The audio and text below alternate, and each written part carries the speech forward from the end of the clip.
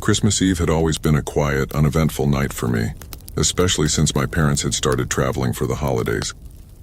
That year, they were spending Christmas in Florida, leaving me to house-sit in our small suburban neighborhood blanketed in snow. It seemed like a peaceful enough way to spend the evening. Just me, a cup of hot cocoa, and a marathon of Christmas movies. By 10 p.m., I decided to call it a night. The snow outside had stopped falling, leaving the streetlights reflecting off a pristine white sheet that covered everything. I locked the front door, turned off the living room lights, and headed toward the staircase. That's when I noticed them. Footprints. At first, I thought my eyes were playing tricks on me. The prints started at the edge of the driveway and made their way up to the front porch. They were large, clearly belonging to an adult, and fresh enough that the edges hadn't yet been softened by the snow. My first thought was that a delivery driver had dropped something off late. But there was no package, no note, nothing to explain why someone had been there. Feeling a little uneasy, I double-checked that the front door was locked and decided to peek through the side window near the kitchen. The side yard was dimly lit by the glow of the neighbors' Christmas lights, and at first, I didn't see anything out of the ordinary. But as my eyes adjusted to the darkness, I spotted him. He was standing perfectly still near the side door. A man dressed in a Santa suit, complete with the red coat, black boots, and a floppy hat. His back was turned to me, so I couldn't see his face, but there was something about the way he stood, rigid, unmoving, that sent a chill down my spine. Then I saw what he was holding. In his gloved hand was a long, thin object that caught the light. It was a knife, the blade reflecting the faint glow of the neighbor's lights. My stomach dropped. My first instinct was to duck below the window, my heart racing as I tried to make sense of what I'd just seen. Was this some kind of sick prank? Someone messing around on Christmas Eve? But the knife didn't feel like a joke. I grabbed my phone from the counter and dialed 911 with shaking hands. The operator answered quickly, and I whispered into the receiver, doing my best to keep my voice steady. "There's someone outside my house," I said. "He's dressed like Santa, and he has a knife." The operator asked for my address and told me to lock myself in a room until the police arrived. "Stay calm," she said. "Help is on the way." I nodded, even though she couldn't see me, and started backing out of the kitchen. That's when I heard it, the jiggling of the side door handle. My blood ran cold. He was trying to get in. I bolted up the stairs, my socks slipping slightly on the wooden steps. I locked myself in my bedroom and pushed a chair under the doorknob, my breaths coming in short gasps. The operator was still on the line, her voice calm and reassuring, but I barely heard her over the sound of my own heartbeat. Downstairs, I could hear the creak of the side door opening. He was inside. The heavy, deliberate footsteps echoed through the house as he moved from room to room. The sound grew louder as he made his way up the stairs. I tried to steady my breathing, but every step he took seemed to bring him closer to my door. Then he stopped. The silence was deafening. For a moment I thought maybe he'd left, but then there was a loud bang. He was pounding on the bedroom door. "Merry Christmas," a deep, muffled voice said from the other side. I froze, clutching the phone like it was a lifeline. The pounding continued, each hit shaking the flimsy wooden door. "Ma'am, the police are almost there," the operator said. As if on cue, I heard the faint sound of sirens in the distance. The pounding stopped. Everything went quiet again. I stayed on the line, too afraid to move, until the red and blue lights flashed through the curtains. When the police knocked on the front door, I finally opened my bedroom door and crept downstairs. The officers searched the house, their voices low and professional as they moved from room to room. They found the side door forced open and wet footprints trailing through the kitchen, living room, and up the stairs. But the man in the Santa suit was gone. They asked me to describe him, but there wasn't much to say. I never saw his face, only the red suit and the knife. They assured me they would patrol the neighborhood and promised to keep me updated. That night I couldn't sleep. Every sound made me jump, every shadow felt like it was watching me. The next morning, the police returned. They'd found footprints leading away from my house, but they disappeared at the edge of the woods nearby. No suspects, no leads, Nothing to explain what had happened. I moved out of that house a year later. To this day, I don't know who the man in the Santa suit was or what he wanted. But every Christmas Eve, I double-check all the locks, and I can't look at a Santa costume without feeling a chill. Sometimes I wonder if he's still out there visiting someone else's house, waiting for the perfect moment to strike again. My husband and I had been dreaming about a peaceful, secluded Christmas for years. After countless chaotic holiday seasons with extended family, we decided to rent a cabin deep in the woods, far away from the hustle and bustle. The place was picturesque, straight out of a holiday postcard. Snow blanketed the ground, icicles hung from the roof, and a roaring fireplace kept the chill at bay. It was exactly what we needed. On Christmas Eve, we were decorating the small tree we'd brought with us. I unpacked the box of ornaments and handed them to my husband, who carefully hung each one on the branches. That's when I noticed it, an ornament I didn't recognize. It was an angel, carved out of wood and painted with delicate details. Its wings were gold, its dress a soft cream color, and its face had a serene expression. But there was something unsettling about its eyes. They were small, black, and too lifelike for something so tiny. "Did you bring this?" I asked, holding it up. My husband glanced over and shook his head. "Nope. Must have been left here by the owners."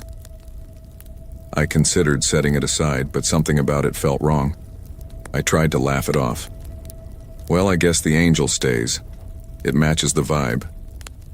I hung it on a branch near the top of the tree. As soon as I stepped back, a strange feeling washed over me, like someone was watching us.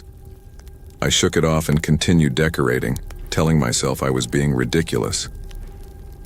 That night, after dinner, we settled on the couch with a bottle of wine, watching the snow fall outside. The cabin was silent except for the crackling fire, and the warmth of the room made me feel drowsy. It was around midnight when I woke up. The fire had burned down to glowing embers, and the room was dark except for the faint light from the Christmas tree.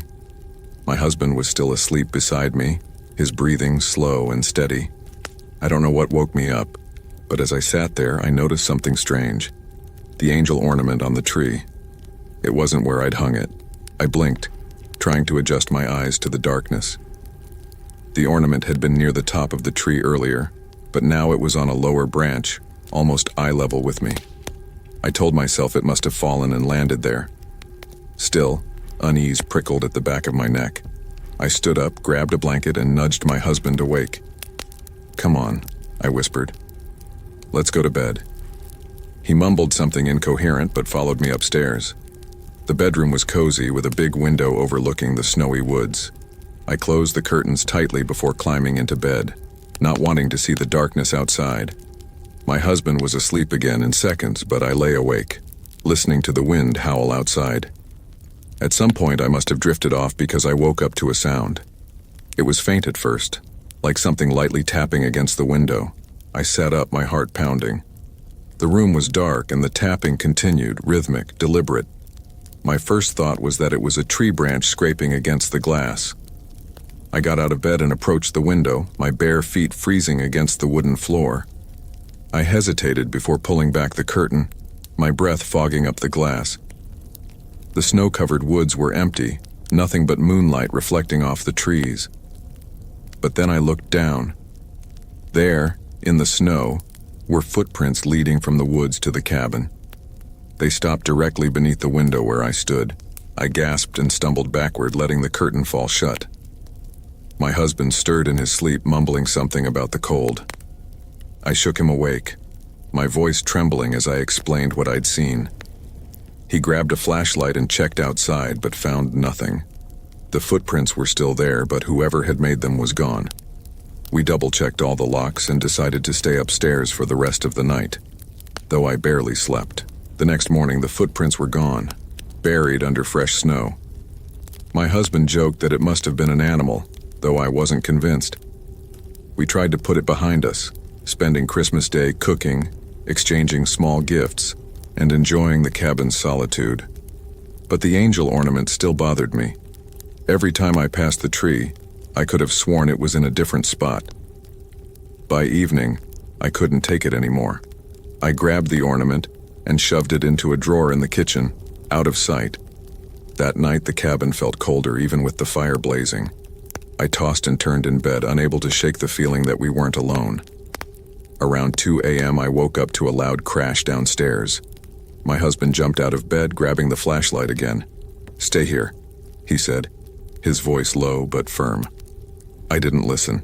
I followed him down the stairs, my heart racing with every step. When we reached the living room, I froze. The Christmas tree had fallen over, ornaments scattered across the floor, and sitting upright on the toppled branches, perfectly balanced, was the angel ornament. My husband stared at it, then at me. "Didn't you put that thing in a drawer?" I nodded, my throat dry. He bent down to pick it up, but as his fingers touched it, the lights in the cabin flickered and went out.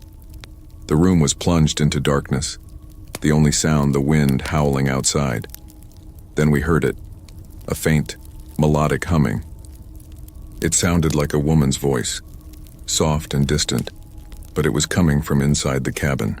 I clutched my husband's arm as the sound grew louder, circling us, though we couldn't see anything.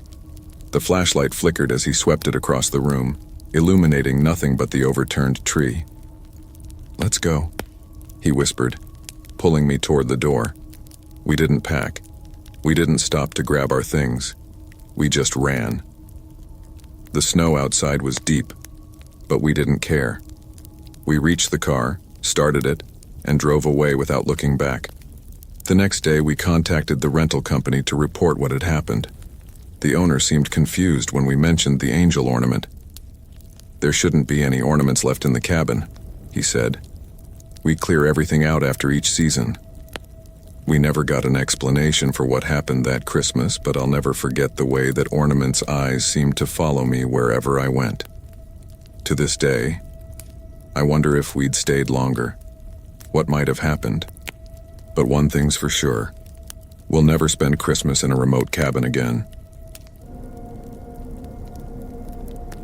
I worked the graveyard shift at a gas station on Christmas Eve. It wasn't the ideal job, but the pay was decent, and it gave me the chance to spend Christmas morning with my family.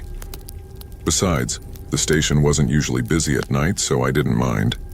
People would stop by for gas or snacks, but the night was typically uneventful. This particular Christmas Eve, however, would be one I'd never forget.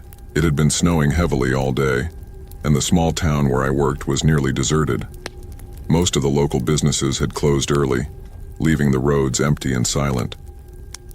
By the time the clock struck midnight, I was alone in the station, sipping on a cup of lukewarm coffee, scrolling through my phone to pass the time.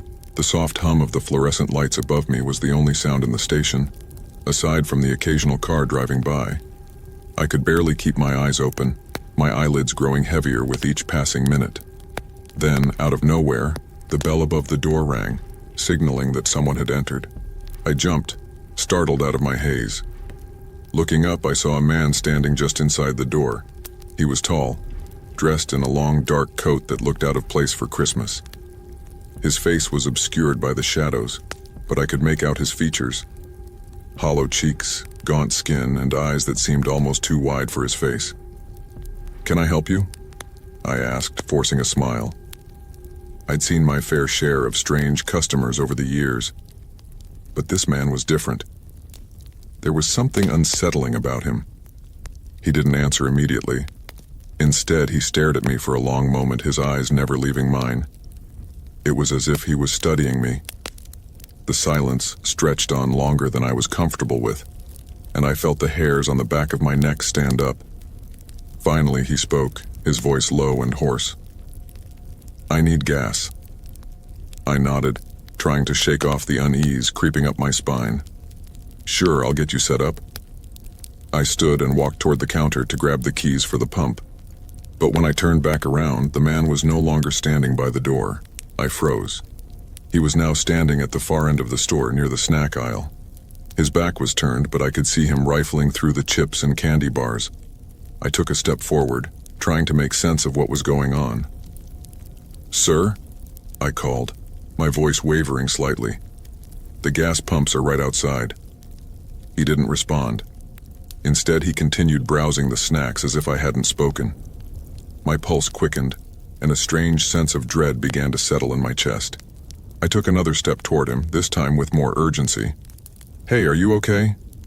Still, there was no response. I stopped just a few feet behind him, unsure of what to do.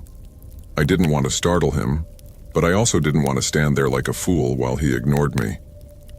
"Sir, I really need to help you with the gas." Suddenly he turned, his movement so abrupt that it caught me off guard. His face was pale, and his eyes were wide, too wide. The man stared at me for what felt like an eternity, his gaze unblinking. "I'm not here for gas," he said softly. The words sent a chill through me and I took a step back. "What do you mean?" I asked, my voice shaking. The man smiled then, but it wasn't a friendly smile. It was cold, almost sinister. "I'm here for you."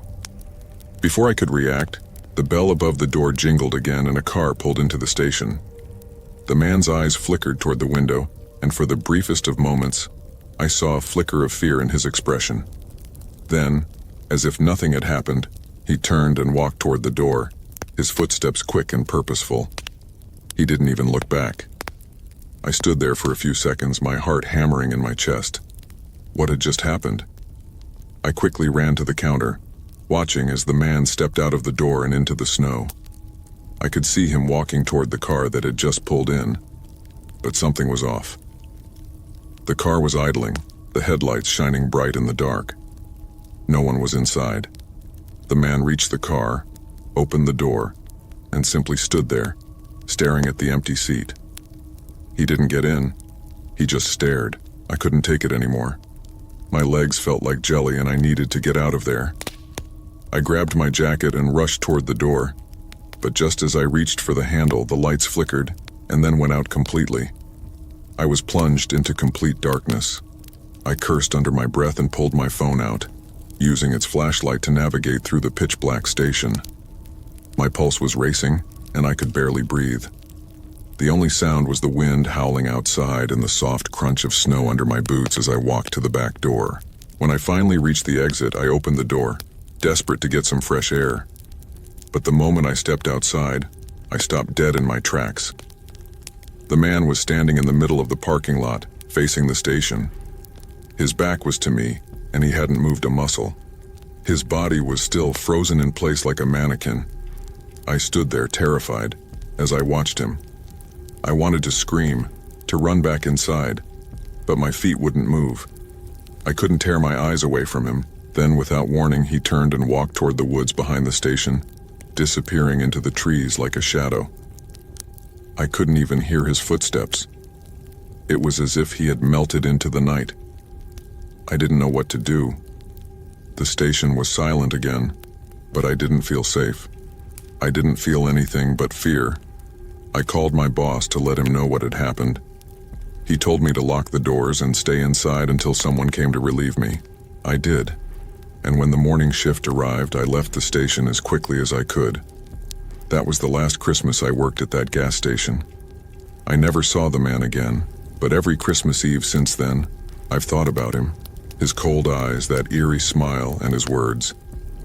"I'm here for you." I'll never understand what he meant, but I know one thing for sure. Some visitors don't come for gas. Some visitors come for something far worse.